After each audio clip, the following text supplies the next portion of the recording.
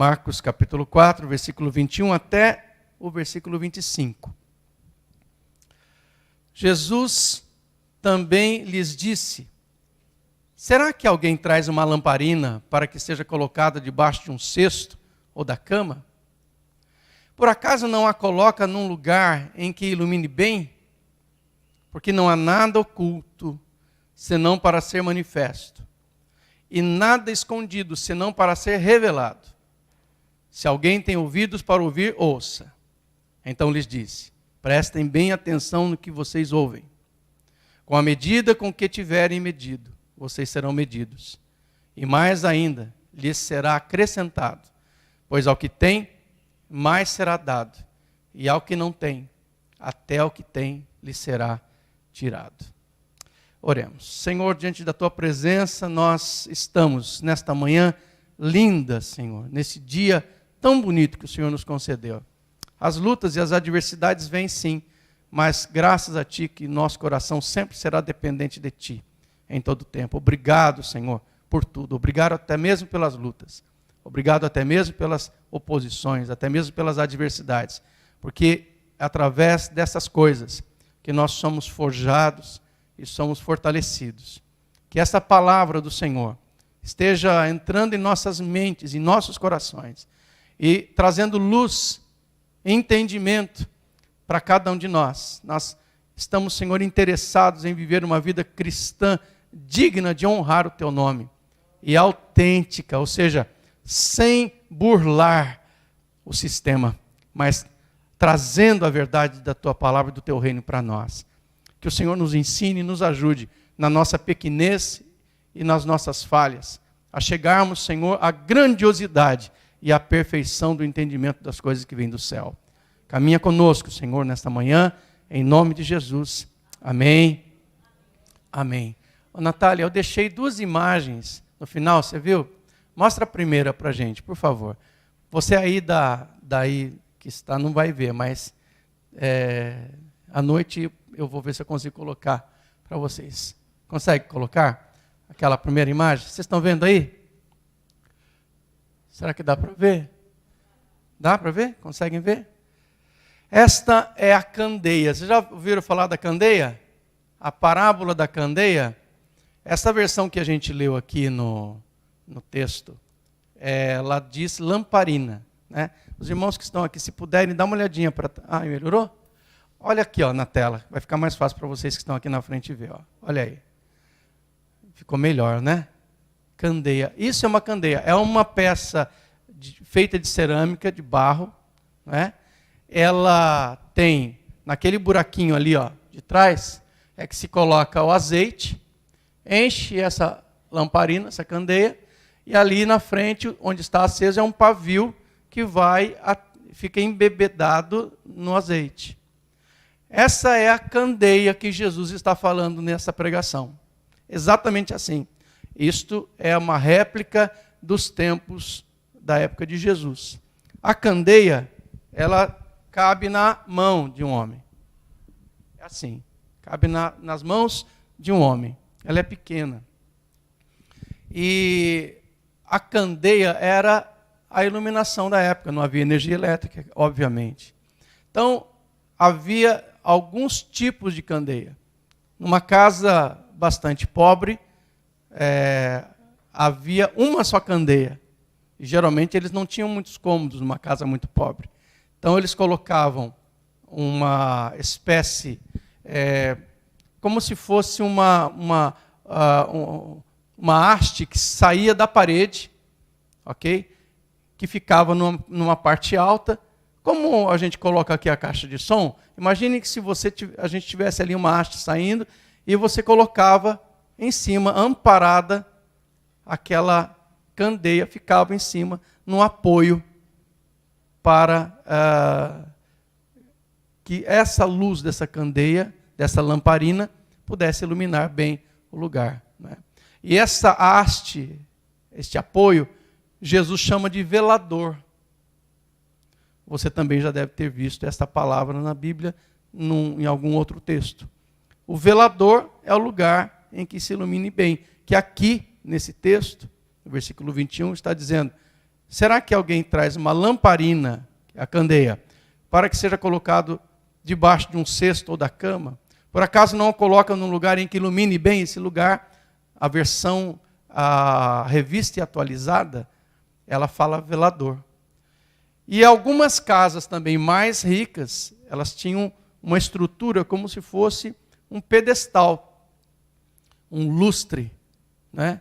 Para colocar, que a palavra lustre vem de iluminador, para apoiar as lamparinas. E aí as candeias poderiam ser até maiores. Quanto maior fosse a candeia, a lamparina, mais óleo ela gastava. Por isso que as casas com menor poder aquisitivo tinham candeias menores, porque também não se tinha dinheiro para poder colocar o azeite dentro dela para produzir a iluminação. É muito interessante a gente olhar para o texto bíblico e começar a imaginar do que Jesus está falando, afinal de contas. Né? Porque ele vem trazendo tais informações e são coisas muito ricas para nós. Mas nós temos que entender de onde vem. O texto também diz assim, será que alguém, no versículo 21 ainda, será que alguém traz uma lamparina ou uma candeia para que seja colocada debaixo de um cesto? O cesto, ele também é chamado na versão revista e atualizada de alqueire.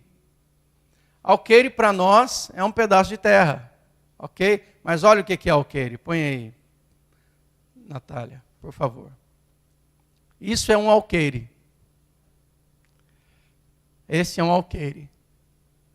De novo, se não der para você ver aqui, só virar o torcicolo para trás. Lá embaixo da galeria dá para ver melhor, né? Esse é um alqueire, um cesto ou de madeira ou um cesto mesmo feito com outra espécie de trançado. Para que serve isso? O alqueire é uma medida. Sabe quando a gente vai fazer arroz? Para quem não tem prática, como é que se faz arroz? Põe lá 2 xícaras de arroz. Aí tem aquele medidor que está escrito 2 xícaras, você enche até aqui, é a medida. E você vai colocar. O alqueire faz esse papel com sementes. Ele serve para medir de 7 a 12 litros de semente. Ok? Então, quando você vai comprar ou vender uma quantidade de sementes, se media pelos alqueires, por essas caixas. Então, colocava a semente ali e ia vendendo. Quantos alqueires você quer? Eu quero 10 alqueires de semente. Então, contava. 1, enchia outro, 2, enchia outro, 3, até dar a quantidade que a pessoa tinha. A medida de uma pessoa honesta era a medida certa do alqueire. Chegou ali, acabou, vendeu.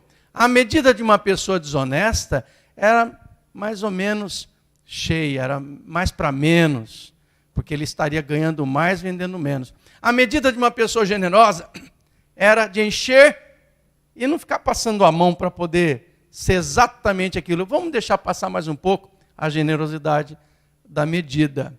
Eu estou falando isso grave porque você vai entender o que Jesus vai dizer lá na frente, certo? A respeito do alqueire. Todas essas coisas vão fazer sentido quando a gente entende do que Jesus está falando, ok? Volta na lamparina que aquela figura é mais bonita do que esse caixote velho aí. Irmãos, quantas vezes, o título da pregação desta manhã é o propósito da mensagem. Você vai entender muito bem o que Jesus está falando. Volte na pregação da semana passada, volte um momentinho e entenda que Jesus acabou de contar sobre a parábola do semeador. Ok? Nós vimos lá, o semeador saiu a semear, as sementes caíram em terra firme, terra batida, as sementes foram roubadas, depois caiu em solo rochoso, que tinha aquele platô de rocha, que a semente não conseguiu penetrar sua raiz e não teve força, e por último, caiu entre os espinhos. Ok? E depois Jesus explica cada uma dessas questões e fala acerca da boa semente plantada na terra boa, que é o coração generoso, o coração que aceita a palavra com alegria, o coração que vai frutificar nessa terra a maravilhosa colheita. ela vem a se expressar não apenas naquilo que eles esperavam de uma boa colheita de 8 sementes por um, ou uma grande colheita de 10 sementes por um, mas o que menor colherá. Na colheita da semente de Jesus, colhe 30 a um, e o outro a 60 por um, e o outro até 100 por um. Nós estamos com isso na mente, ok? É a partir daí que a gente entra nesse texto. Tem-se a impressão que Jesus mudou de assunto. Não, mas Jesus está fazendo um parênteses para explicar, porque ele está conversando com os seus discípulos. Este momento ele está falando com os seus apóstolos. Ele está junto com eles aqui neste momento. Por isso que o texto começa também. Jesus lhes disse. Ele está ensinando, ele está discipulando os apóstolos que estão com ele e os discípulos que o ouvem. Trazendo uma palavra revelada, mostrando a eles a importância daquilo que eles estão recebendo. Por isso, o título dessa pregação é o propósito da mensagem, porque é isso que Jesus vai explicar para eles. 4 coisas nós vamos ver no propósito da mensagem. Qual é o propósito da mensagem? Jesus vai nos mostrar que, em primeiro lugar, o propósito da mensagem é compreender o poder da mensagem. Segundo, nós vamos entender que no propósito da mensagem é também compreender a razão da mensagem. Compreendemos o poder da mensagem, compreendemos a razão da mensagem. E também o propósito da mensagem de Jesus é compreender a medida da graça de Deus. Aí a palavra medida vai ter outro significado para você, por causa do alqueire. E depois você vai entender que o propósito da mensagem de Jesus é compreender a medida da justiça de Deus. São esses 4 pontos que nós vamos tratar hoje. Quantas vezes nós, irmãos, não fomos capazes de entender que essa mensagem de Jesus se refere a nós? Se refere a nós. E os discípulos estavam com alguma dificuldade para compreender, porque Jesus estava ali, puxando-os para o canto, mostrando por parábolas uma coisa que para eles precisava ficar claro, mas que aos de coração duro não estava sendo concedido. Entende? E quantas vezes ainda nós, que recebemos a revelação da palavra de Deus, irmão, o que você está tendo aqui hoje é revelação da palavra de Deus. O que você recebe deste altar, quando a pregação vem ao seu coração, é tesouro, é semente boa, para você exercer seu ministério, para você ser cristão, transformando sua vida, vencendo as suas intempéries, as suas dificuldades, mas multiplicando essa sementeira que vem da parte de Deus. E nós muitas vezes somos incapazes de compreender que isso se refere a nós. Eu vou fazer um parênteses. Nós constantemente somos influenciados a procurar resolver as nossas lutas e a trazer no culto as nossas dores, as nossas preocupações. Deus entende a sua luta. Deus sabe da sua preocupação. Deus sabe da sua dor. Deus não concorda em manter você sofrendo. Tenha certeza disso. Mas Ele quer transformar você em uma ferramenta útil para que o reino de Deus seja expandido através da sua pessoa. E isso é tão importante. Aí muitas pessoas podem achar que Deus não está se importando consigo. Não é isso. Mas você já foi ganho. Você já sabe o caminho da fé. Você já sabe o caminho da esperança. E o Senhor está preocupado e mais importando-se ainda com aquele que está no mundo, perdido, com aquela família que eles foram visitar lá na loja. Que ora, chega, mesmo com um crucifixo, com Cristo pendurado lá, eles receberam com amor, oraram, abençoaram. Esse é o amor de Jesus. Para aquele que abre o coração e diz, eu quero oração, eu quero receber, eu quero aceitar, eu quero conhecer. O que custa? Então muitos de nós jogamos a mensagem do Senhor no colo do vizinho, no colo do outro. Você tem que dizer, é minha essa palavra, é para mim. O Senhor está falando comigo, então eu preciso agir. Senhor, me abençoa para que eu possa ter a iniciativa de usar essa semente e mudar pessoas. quando você descobrir o valor que há em você ajudar alguém a conhecer Jesus, a sua vida nunca mais será a mesma, irmão. Nós fomos ensinados errado. As pessoas ensinaram que a gente tem que vir à igreja, sentar no banco, ouvir atentamente aquilo, pegar para nós só, guardar só para a gente e viver as nossas lutas, olhando só para nós. Cuidar de você é a coisa mais fácil que Deus pode fazer, irmão. Porque Ele te ama. Porque o mais difícil Ele já fez, já te salvou. Agora vamos pegar a mão nesse arado e fazer o reino de Deus acontecer. Porque aí sim você vai ver o que é e como é que a sua vida vai crescer. Então, de novo aqui. E ainda quantas vezes seremos capazes de negar nossa participação ativa no reino de Deus? Desde o início do ministério de Jesus, Ele vem nos instigando a tomar as rédeas dessa carruagem em nossas mãos, pois Ele já estava fazendo o que lhe cabia fazer. E que nós éramos incapazes, ou seja, morrer na cruz não era para nós. Ele veio para fazer o que Ele tinha que fazer, que era morrer na cruz do Calvário, que era anunciar o Evangelho, trazer sinais, e isso Ele fez, dando a oportunidade do homem vencer, por conta das suas incapacidades devido à queda de Adão. Essa parábola de hoje, ela confronta o nosso egoísmo. Nós não somos o centro da vida. Jesus é. Ele já cumpriu o seu papel no plano da redenção da humanidade. Nós ainda não. Ele já encheu a lâmpada com azeite. Ele pôs fogo no pavio e ergueu a lâmpada num lugar estratégico da casa. Agora cabe a nós sermos luz no mundo em trevas. Que essa figura, deixa a lamparina lá, por favor, Nath. Que essa figura se esclareça para você nessa manhã, irmão. Que o Espírito Santo fale com você.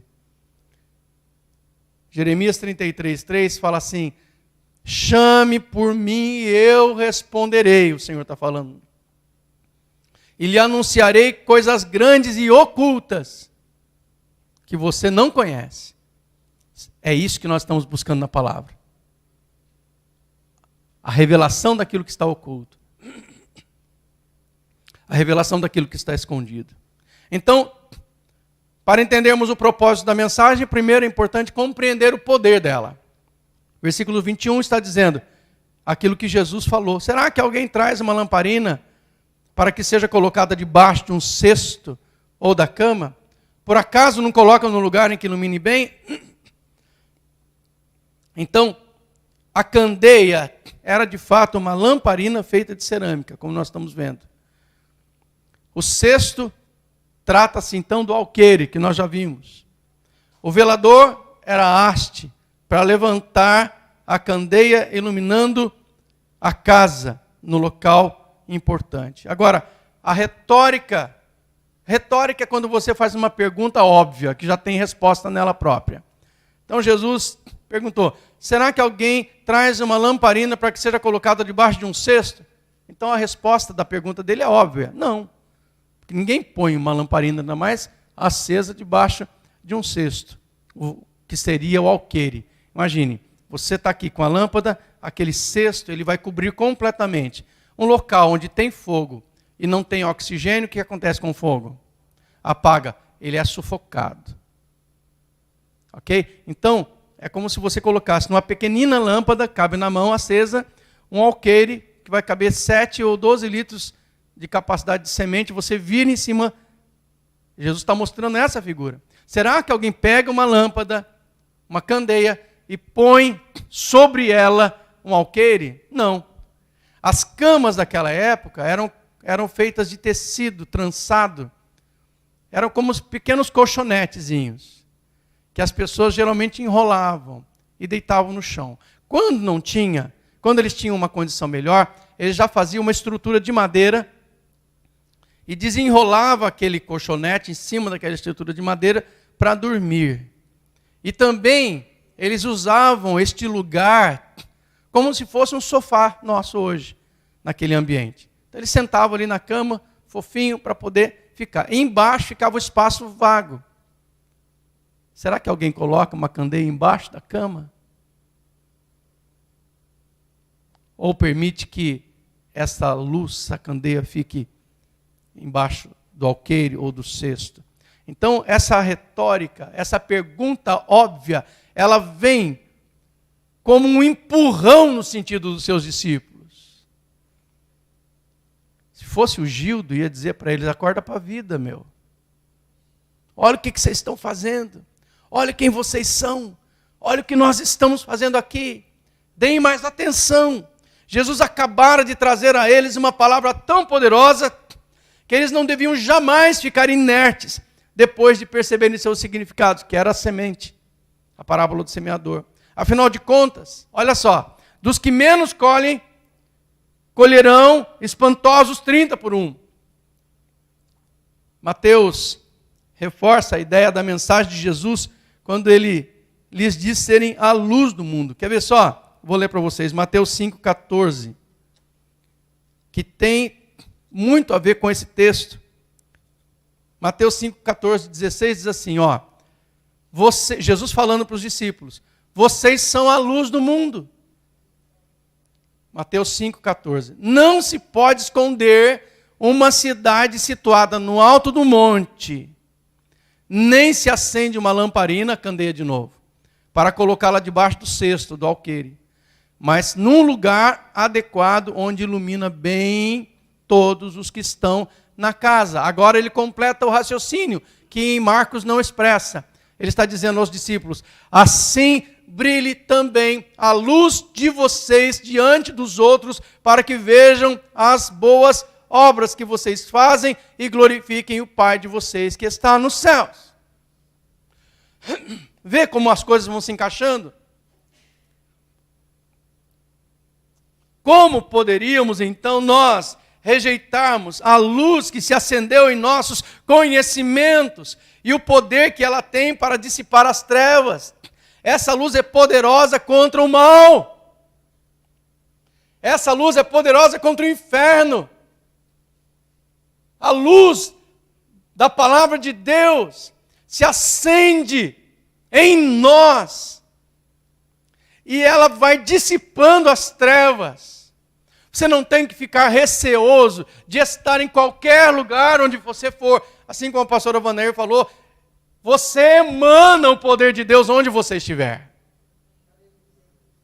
Você emana, você é a luz onde você estiver. O Senhor Jesus está dizendo isso: vós sois a luz do mundo.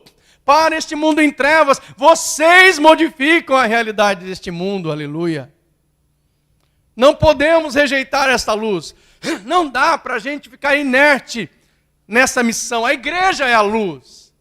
A igreja sou eu, é você, é cada um que está sentado aqui, é cada um daqueles que se assentam neste lugar, é cada um daqueles que se levantam depois de aprenderem e saem. Você tem que ser luz dentro da sua casa, dentro do seu trabalho, você tem que ser luz quando está andando na rua, no banco, quando você vai no médico, quando você vai no hospital, quando você vai fazer uma visita, em todos os lugares. Quando você está viajando de férias, você é luz ali. Em todos os locais, quando você abrir a sua boca, o que as pessoas vão ver é luz saindo de dentro da sua vida. Porque é o conhecimento de Deus, da palavra, que é a boa semente, que está sendo semeada nos terrenos das pessoas. Aqueles que tiverem bom coração para aceitarem por fé, vão semear, vão produzir, vai germinar, vai crescer, e eles terão também a oportunidade de serem luz em outros locais onde eles estiverem. Mas a coisa começou onde? Em mim? Não, em você. Começou em você. Eu aqui faço o papel da candeia para vocês, que a minha missão é instruir a igreja. A minha missão é treinar vocês. A minha missão é capacitá-los. A minha missão é orientá-los. É fazer vocês mais fortes, fazer vocês se tornarem capazes. Pastor, mas e se de repente levanta um outro obreiro mais poderoso que você, mais sábio que você? Glória a Deus, ele vai multiplicar muito mais do que eu. A minha missão, eu estou cumprindo. A minha missão é essa. E eu estou acendendo a chama nesse pavio que está na candeia, que é você, para que a glória do Senhor se manifeste na terra. Aleluia! Nós não podemos rejeitar esta luz. Ela já se acendeu nos nossos conhecimentos e ela tem poder para dissipar as trevas ao ponto de escondê-la. Nem debaixo de uma cama vamos colocar, nem sufocados por um alqueire, para que ela se apague, porque vai ficar sem oxigênio. Senhor, a minha oração é que a tua luz, ou que a luz de tuas palavras, que a luz que as tuas palavras acenderam em nossos corações e mentes, seja constantemente alimentada pelo teu azeite e possa aquecer e iluminar novas gentes, tirando-as das trevas densas e manifestando ao mundo a tua glória. Aleluia, irmão. Aleluia, irmão. O teu azeite, o azeite que está dentro de você, é a presença do Espírito Santo de Deus. E que coisa maravilhosa para nós nessa figura daqueles que são pentecostais entendem até melhor, né? Porque é o fogo do Espírito Santo que se acendeu no nosso pavio e nós estamos sendo alimentados por este azeite maravilhoso que está dentro de nós e assim nós alimentaremos os outros, não simplesmente com uma força sobrenatural, mas com as palavras de Deus que são realmente a força sobrenatural de transformação do mundo. O propósito da mensagem também é compreender a razão da mensagem. Versículo 22 e 23, porque não há nada oculto, senão para ser manifesto, e nada escondido, senão para ser revelado. Se alguém tem ouvidos para ouvir, ouça. Irmãos, o que Jesus está falando? Qual é a razão da mensagem? A igreja do Senhor não foi levantada para se manter escondida. Pois a pregação da mensagem de Cristo tem como alvo um mundo decadente. Não olhe mais para essa igreja como um local para você se aconchegar. A igreja é o local para você ser treinado. É aqui que você é treinado. Para ser igreja no enfrentamento do dia a dia.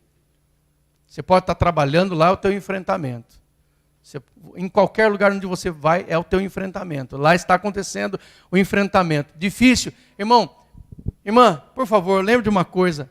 Deus é mais poderoso do que tudo nesse mundo. Então não se sinta subjugado pelas dificuldades. Paulo, ele fala uma coisa muito interessante. Ele fala que às vezes a gente pode se sentir oprimido, mas não desanimado.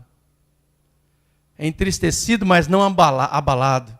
Ele vai descrevendo algumas condições que nós podemos estar suscetíveis a viver por conta desses embates, desses confrontos da vida. Mas em nenhum momento, ele fala assim, em nenhum momento nós seremos destruídos. Porque o Senhor está conosco. A razão da mensagem é que a igreja precisa entender que a pregação tem que ir. Que a palavra tem que fluir, que ela é transformadora. Se nós escondermos, permitirmos estar oculto, essa mensagem seria o mesmo que esconder um jarro d'água enquanto se conversa com uma pessoa que você sabe que ela não bebe água há dias. Isso é rude, né? Você está com alguém e a pessoa está falando, está com a boca seca, a língua pegando no céu da boca. O que foi? O que você tem? Ixi, faz uns 2 dias que eu não bebo água. Não tem nem saliva mais. Uns 3 dias que eu não bebo. Não tenho nem saliva mais. E um calor de Sumaré.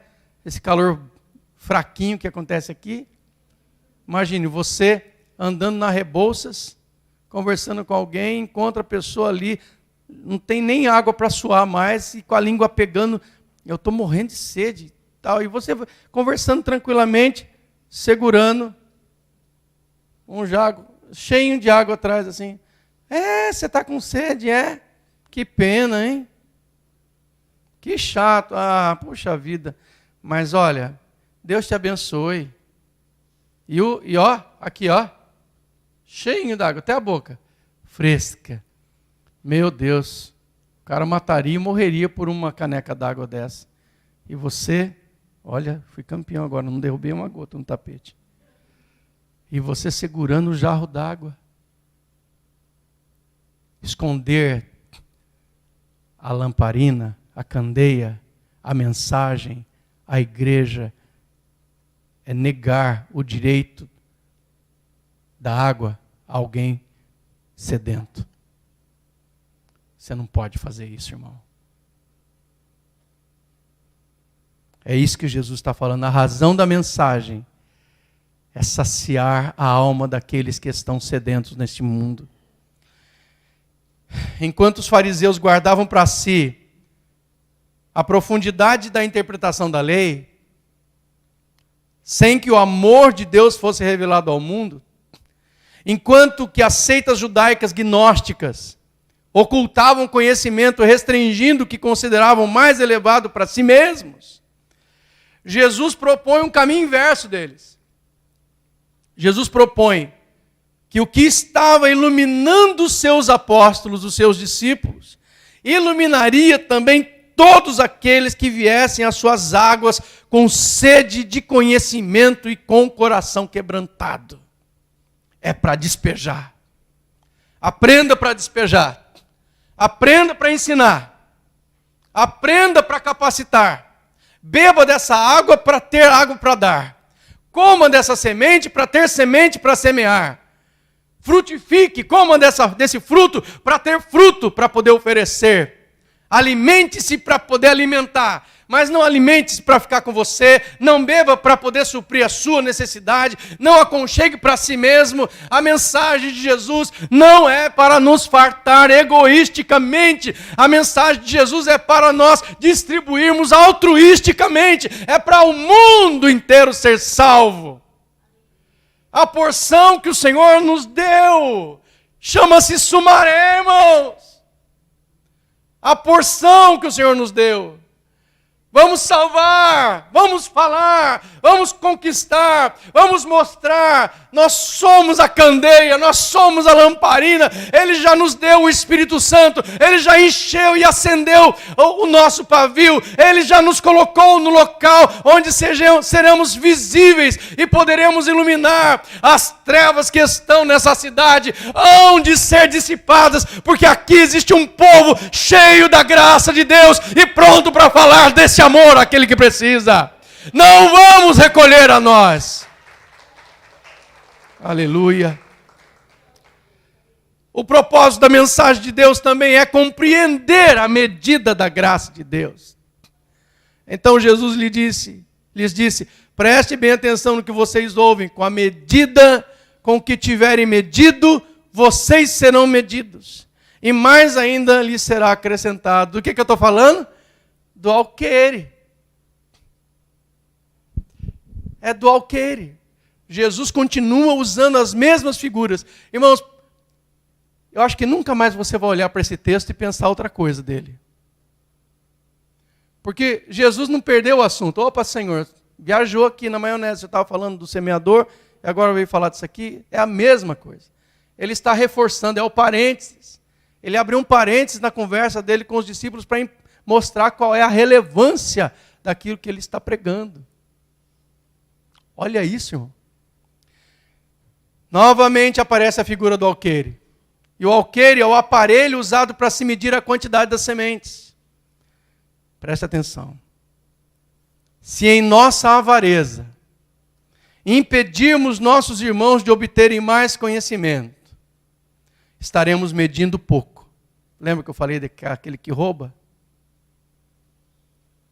E com o coração mau. Mas se formos generosos, não é nem para você ser justo. Olha, o que você comprou é isso aqui, o que eu estou te dando é isso. No caso do Senhor, tem generosidade. É mais. Se formos generosos, se nos propusermos a semear em grande quantia, se não olharmos para quão árduo foi o trabalho nosso para alcançar tão boa colheita, e não apegarmos o nosso coração nisso, a generosidade da nossa medida em prol das almas iluminadas de conhecimento, trará de volta a nós, o quê? Mais graça, mais vida, mais conhecimento, mais segurança, mais fé, mais do reino eterno e da graça de Deus sobre nós. Irmãos, eu investiguei esse negócio essa semana, mais de 10 comentaristas e estudiosos bíblicos falando a mesma coisa.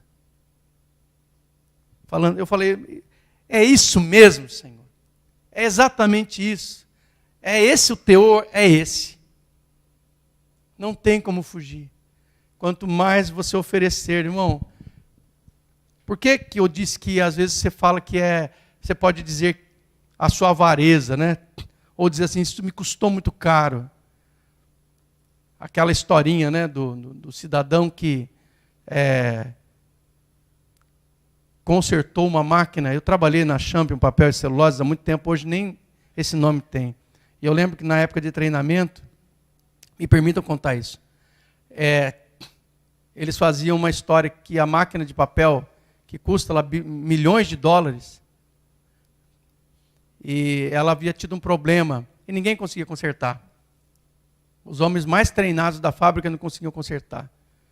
Aí, um gerente falou para o diretor, eu sei de um homem que ele fez parte da construção dessa máquina. Se o senhor trouxê-lo, eu sei que ele vai conseguir consertar. Então chame. Chame que eu pago qualquer coisa. Estou perdendo muito dinheiro aqui com essa máquina parada. Chamaram o homem. Aí veio aquele senhorzinho, a máquina parada, ele olhou a máquina inteira, porque uma máquina dessa, ela é do tamanho de 2 vezes o tamanho dessa igreja, máquina de papel. É muito grande. Ele entrou no lugar da máquina e o diretor, o dono da empresa, esbravejando, falando mal, que não aguentava mais aquilo, ninguém consertava e tal. E ele, calma, só um minuto. Entrou debaixo da máquina, olhou, manda a máquina rodar. Aí, rodando, fazendo aquele barulhão, aquela coisa toda, pode parar. Pegou da sua bolsa uma chave de fenda desse tamaninho, foi em um parafuso, girou, manda rodar. Rodou, a máquina funcionou. Aí o dono da máquina ficou feliz, claro, falou, puxa vida, meu Deus do céu, pode mandar lá quanto que eu vou pagar.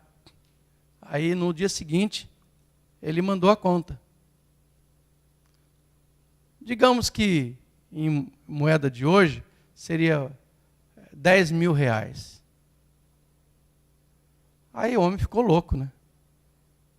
Mandou ligar para ele e falou assim, eu quero que você me mande detalhadamente o porquê que eu estou pagando esses 10 mil reais para você girar um parafuso. Aí no dia seguinte veio um papel escrito assim, girar o parafuso, R$1. Saber qual parafuso girar, R$9.999. O conhecimento, para muitos, vale tanto. Só que aqui nesse caso da Bíblia, eu quero aplicar que é valioso. Custa para nós. Custou sangue, custou salvação, custou vida, custou tanta coisa que nós não temos nem ideia de quanto custou o conhecimento que Jesus deixou para a igreja. E ele é gratuito, irmão. Ele é gratuito, irmão.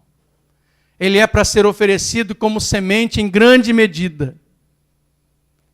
Se nós não retivermos a medida da graça de Deus, essa medida, ela vai voltar para nós. Quanto mais você dá, mais você vai receber.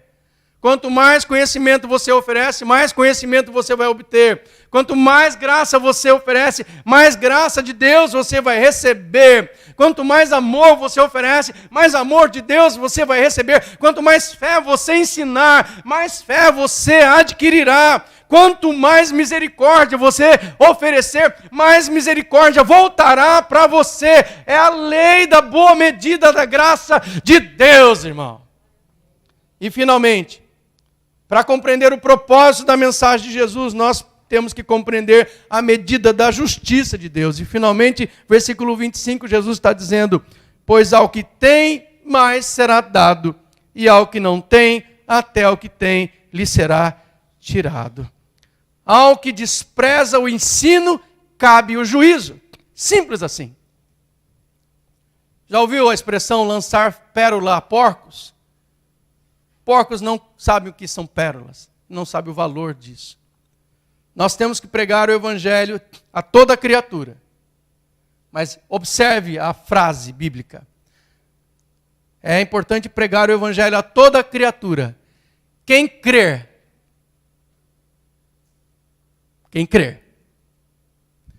e for batizado será salvo. Quem não crer será o quê? Entendeu? Acontece que nós queremos que tudo seja do bom. Então a gente acaba aceitando que aquele que não aceitou a palavra, que não creu, em algum momento Deus vai lhe perdoar, mesmo que ele não tenha crido, e vai dar salvação para ele. Não é justo para nós isso. Porque o Senhor atrai aqueles que cedem o seu coração para Ele. O Senhor dá oportunidades para que o homem volte para Deus. Quem crer será salvo. Quem não crer, não será. Mas é um homem bom, mas não creu. Mas foi um homem honesto a vida inteira. Mas a salvação não é pelas obras, para que o homem não se glorie. A salvação é pela fé. O homem mais justo, mais honesto, mais sábio, mais perfeito aos olhos dos homens dessa terra, que não se entregar a Jesus Cristo e não conhecer a medida da graça de Deus, porque endureceu o seu coração para aquele tipo de fé, não tem salvação. Todos aqueles que aceitaram ao Senhor Jesus Cristo foram chamados filhos de Deus. Pela graça sois salvos pela fé. Isso não vem de vós, para que ninguém se glorie. É dom de Deus. A Bíblia nos ensina isso. Então, aquele que tem, lhe será dado. E aquele que não tem, até aquilo que ele tem, lhe será tirado. Olha só, ao que despreza o ensino, cabe o juízo. Teve a oportunidade de encontrar a luz, mas preferiu as trevas. Amou mais ao mundo do que a Deus.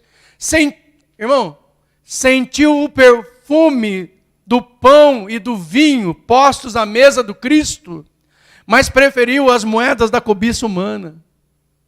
Lembra de Judas? Seu conhecimento ficou apenas no nível do intelecto, da ciência humana, mas não subiu às esferas da fé. Até o que imaginava ter adquirido, lhe perderá significado e razão de ser. Lhe foi tirado. É assim que funciona. É isso que Jesus está falando. Até aquilo que tem, lhe será tirado. Por quê? Porque perdeu para ele significado. Ele não entende mais a essência. Pode ter estudado teologia na faculdade, mas ele não entendeu Deus. Ele não conheceu Jesus. Ele está olhando apenas no lado filosófico da coisa. A revelação não entrou, porque o seu coração não se quebrantou. Perdeu. Vai chegar um momento que aquelas letras serão apenas letras. Não será vida. E eu finalizo aqui um texto de Gálatas, capítulo 6, versículos 6 a 8, onde lemos: mas aquele que está sendo instruído na palavra, compartilhe todas as coisas boas com aquele que o instrui. Não se enganem, de Deus não se zomba, porque aquilo que a pessoa semear, isso também colherá. Quem semeia para a sua própria carne, da carne colherá corrupção. Mas quem semeia para o Espírito Santo, do Espírito Santo colherá a vida eterna. E você sabe quando que começa a vida eterna, irmão? Aqui começa a vida eterna para aqueles que andam com o Senhor. Que Deus nos abençoe. Que seja uma palavra de motivação para a sua vida. Não se preocupa com a sua vida e com os seus problemas. Faz a obra do Senhor acontecer e você vai ver como é que Deus vai cuidar dos seus problemas. Confia nele, tá bom? Amém? Querido Pai, obrigado, Senhor. Que esta palavra sirva de instrução e crescimento para o teu povo. A partir de mim, Senhor, tu vens lavando nossas almas. Tu vens tirando tantos carrapichos e tantas sujeiras que a gente vai guardando, acumulando, colecionando. Não queremos isso para nós não, Senhor. Estamos lançando diante de Ti o nosso rosto limpo, pedindo que o Senhor cuide de nós. Queremos sim ser a candeia. Pode encher de óleo, Senhor. Pode atear fogo no pavio. Pode confiar e nos colocar em posições estratégicas que nós vamos cumprir o nosso papel de ser luz no mundo, de iluminar este mundo em trevas. Cabe a nós cuidar, Senhor, de nossas famílias, cuidar, Senhor, de nossos amigos, cuidar, Senhor, da nossa vizinhança, das pessoas que trabalham conosco, daqueles que encontrarmos eventualmente na rua. Cabe a nós sermos a luz onde estivermos. E que o Senhor fortaleça-nos para que a gente seja sempre corajoso para enfrentar e saber que este enfrentamento já tem causa ganha. Sê com o teu povo. Eu peço hoje, nesta manhã, uma porção nova do teu óleo, Senhor. Uma porção nova do teu Espírito Santo sobre os teus filhinhos, Senhor. E a inspiração em cada um, para que, rindo, alegremente, nós possamos anunciar as boas novas e vivê-las, sabendo que o Senhor cuida daqueles que cuidam do teu reino. Abençoa o teu povo em nome de Jesus. Leva-nos para os nossos lares em paz, guardados e protegidos pelas tuas poderosas mãos. Conduza-nos neste domingo para termos um dia feliz, um domingo feliz, debaixo da tua graça. Que o amor de Deus Pai, a graça de Jesus Cristo, a comunhão e a consolação do Espírito Santo de Deus estejam sobre as vossas vidas, meus amados irmãos, e sobre toda a igreja de Cristo que está espalhada pela face da terra. Também, Senhor, abençoamos as ofertas e os dízimos que foram entregues diante da tua presença. Queremos, Senhor, consagrar esses valores e suplicar que o Senhor supra as necessidades de uma forma multiplicada a cada vida que adora-te com os seus valores, Senhor, pois isso também é culto. Despede o teu povo nessa paz, em nome de Jesus. Amém. Vão em paz, que o Senhor os abençoe em nome de Jesus.